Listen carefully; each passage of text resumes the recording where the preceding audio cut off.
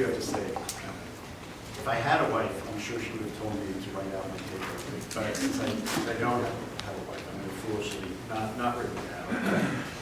I also took a little more literally, I think, a lot of papers, the encouragement from Josh Landy to focus on, as it were, the others, to focus on the other talks. So it might be a little less formulated, but I'll give it a shot. And maybe start by reflecting on this panel, which did feel a little bit like there was something a little strange about squeezing others into this kind of last supplementary space after this long discussion of the self, because others are already in such a kind of deeply supplementary position. So it feels a little stacked against this topic, diminishing enough, and then the title of this panel is the role of others. And as I argue throughout my book, functionalization is a problem for thinking about the other. It's already sort of a second insult to say the role of others in relation to the self. To functionalize as a key mechanism for potentially the denial or the containment or the distortion of otherness. So I do think the papers give us they broach on some basic questions about thinking about this category. One distinction is the self and others, or the self and other.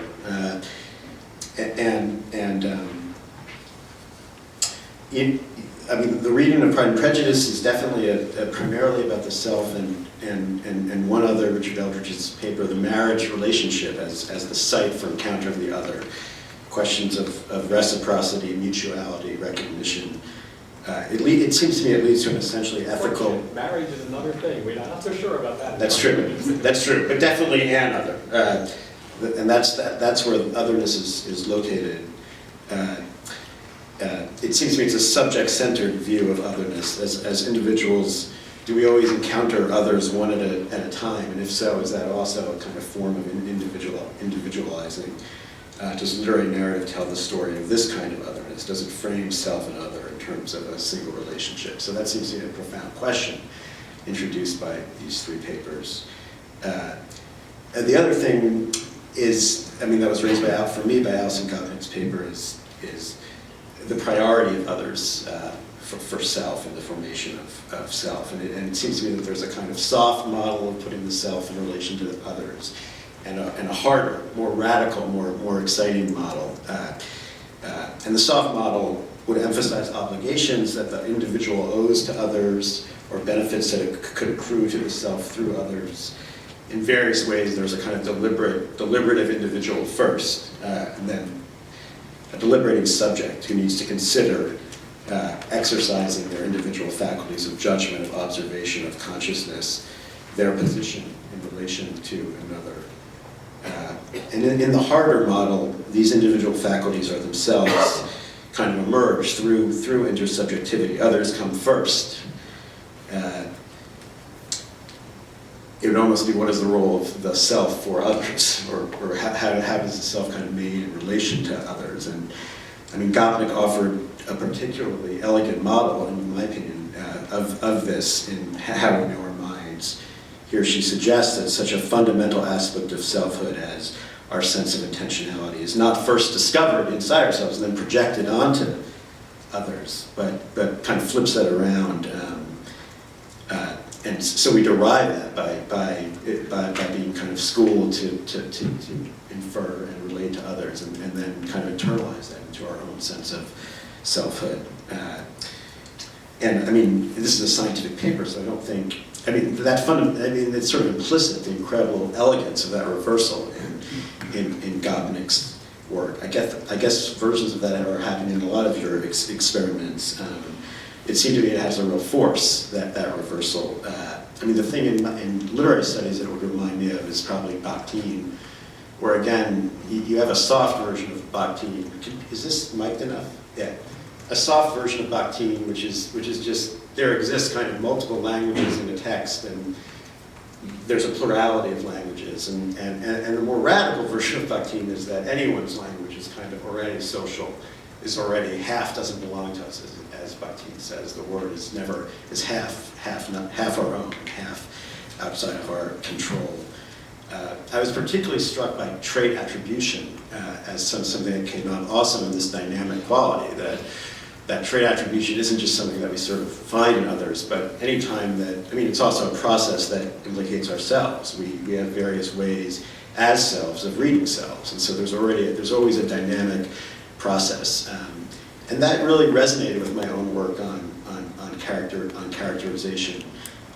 It made me think of this line from Shakespeare that's a very important line for me. It seems to me a very profound line, and maybe something that we could put against All the World's a Stage. It's a little less well known. This is from the beginning of Antony and Cleopatra, and it's how Antony characterizes, or it's a moment for me that's this incredibly powerful characterization of their relationship. So this also speaks to a kind of a very compact but deep sense of relationality. He says to Cleopatra, and all alone tonight we'll wander through the streets and note the qualities of people. And that's kind of like the fantasy of the relationship, is that they would be together but looking at other people, and particularly that sense of noting the qualities of other people, turning people into qualities, right? Trait attribution, you could call it. And it seems to me, I mean, part of the beauty of that is the kind of implicit sense we get of, just through those two lines, of this deep relationship, and along the line of Richard's paper, a kind of self-constituting relationship. As you might imagine, I'm more interested in that quality of noting the qualities of people, which seems to me it has, I mean, it's this mix of being incredibly attentive toward the other and kind of greedy about the other, right? You kind of like take the qualities from the people and use it to fuel your own relationship. And I mean, it seems to reflect a lot on Shakespeare's art. Like that's what Shakespeare's plays do, is they note the quality of people, that kind of, I mean, if you think about trait attribution in a literary sense, if you think about that sense of finding a personality, a kind of strong representation of personality in literature, it often has, I think, this paradoxical quality of at once actualizing the person and then potentially subsuming the person, right?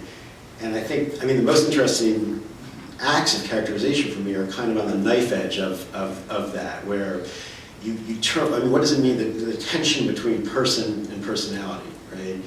To recognize the personality of someone is both to potentially see them, but also to turn them into a quality, turn them into an abstraction, harden them into a kind of ossified character. And Austen, I mean, Jane Austen for me is a crucial and, dramatic example of this tension, where we see that kind of knife edge between recognizing the person, the kind of mimetic art of realism, and caricaturing the person. And so I want to superimpose on, I mean, Eldridge's paper starts with this troubling, inescapable doubleness of marriage in Pride and Prejudice, a kind of dark view and a utopian view, idealistic view. And I want to kind of put on, and I have a long chapter of Pride and Prejudice in my book, which I mean, we could just, there's so many points of intersection and tension in some ways between our two readings. But I just want to kind of superimpose two other sort of double, what I see as these tensions in Pride and Prejudice that are different than that tension between two ways of looking at marriage. I mean, one is, and this is where I start my chapter in Pride and Prejudice, do we praise the novel for, I mean, I talk about two critics. One of whom praises the novel for its mimesis in the depiction of the shallowness of people. And another critic who just as forcefully and convincingly says this isn't about realism, it's obviously about caricature, it's obviously about parody. We're not supposed to take Mr. Collins as a real person exactly. There's a kind of fundamental literariness to it. And so, I mean, that's the one tension. And the other tension, which is something that you touch on in chapter and in your talk is, on the one hand, the doubleness of Darcy and Elizabeth, and on the other hand, the fundamental inequality of how they're presented. And I think I'm much more, I just focus a lot more attention on the inequality, right? So, and I think on some level I don't have a good answer to is Darcy a minor character, because I'm looking at the other side of that picture, which I think you look at less. I mean, off stage is the crucial metaphor. It seems to be fascinating that on the one hand, there's absolute equality between the two characters, and on the other hand, there's a very deep inequality. And I was thinking about this, like it's so fascinating to think about. So there's a whole tradition of rewriting 19th century novelists through a minor character. And if you want to do something daring, rewrite Pride and Prejudice through Darcy. That seems to me would be a very dark novel. It's almost impossible to imagine what that novel would be, because the perspective that where he would enter into the story from this position of privilege, looking at the world. I mean, it's a very dark. It sort of seems to be unwritable. Certainly unwritable from anything within kind of Austen's narrative economy. But the more interesting thing, and maybe I'll just point to. I mean, these were two sentences in the chapter that stood out for me. One is on page. This is from the readings. One is on page 163, which is and I agree with this definition of basically dehumanizing the other.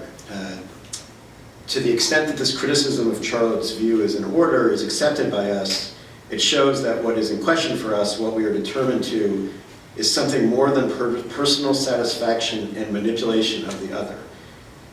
Is reasonable feeling and attunement, not use of the other. And I want to just contrast that with a line on 161. And I think both of these statements are accurate. But this is basically how Austen uses her characters.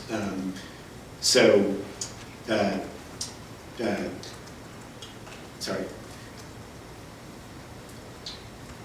So Eldridge talks about the actions, characters, and marriages of a number of other figures that Austen deploys in order to deepen the initial case against marriage.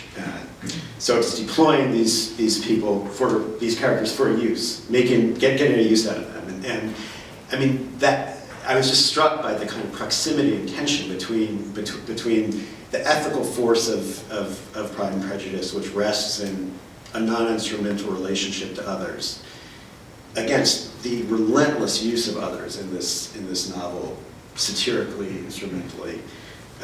It seems to me that tension is. I don't think it's a negation at all of your argument. It seems to me it registers something very profound about Austen. And I would point out, I mean, so this is a question of the means versus the ends, like the ideational kind of telos of the novel, which clearly resides with Darcy and Elizabeth, against the means, how we get there. And I talk about this extensively in my chapter. One of the fascinating things is that Austen's novel ends with the means of. I mean, the last sentence is, with the Gardners, they were always on the most intimate terms. They were both ever sensible of the warmest gratitude toward the persons, again, who, by bringing her into Derbyshire, had been the means of uniting them. And it's a remarkable end, to end on, not to end on the ends, but to end on the means. Okay, I just want to bring this back to Alison Gopnik's paper, and I'm thinking about children in Austen, or really the lack of children in Austen. So, what do we do with the fact that here you have such a cycle? I mean, I think you're right to go to Austen. There's a lot of insights I think your research. I mean that that sense of the self and other you can get with Austen. But of course, Austen is there's a real problem with children in her novels. They're kind of absent as figures. The best example of this is, in Sense and Sensibility, which is about the two sisters. There's actually a third sister, but she's just so young that she kind of doesn't get narrative interest.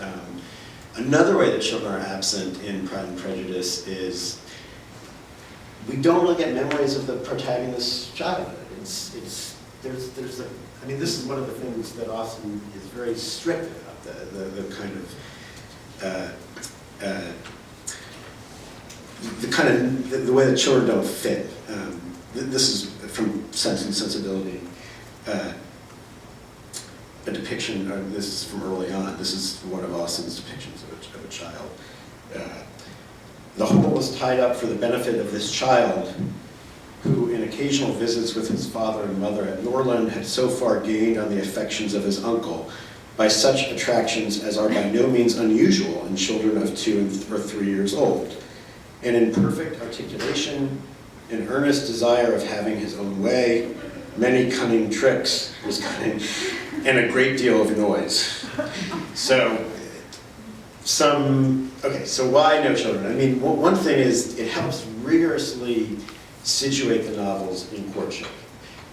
Narrative starts when you're unsettled from the family and it ends when you get a new family, and that's the period that Austin's interested in. I think another way to think about the absence, I was just thinking about this when I was writing this talk, another way is that, this is again putting pressure on the idealism of your reading. Maybe you could argue that that's registering the trauma of giving birth, right? As something that happens after the marriage plot, and there's a kind of inscription of the difficulty of that and the kind of inequality of that. I mean, because you do get, the problem of childbirth is real in Austin. There's representations of that. I mean, for my purposes, my reading of the absence of children is part of this larger sense that character in Austin is emerging out of structure, right? So I see it as part of the rigorous sense that we never just get the unmediated relationship to the protagonist, but it's always through the form, right? It's always through the form. There's a way that the novel gives birth to the character. And she would soften that if she gave them an actual childhood. So we're confronted with that origin of the protagonist in the story and the discourse. And I think I'll just leave it at that for now. Thanks.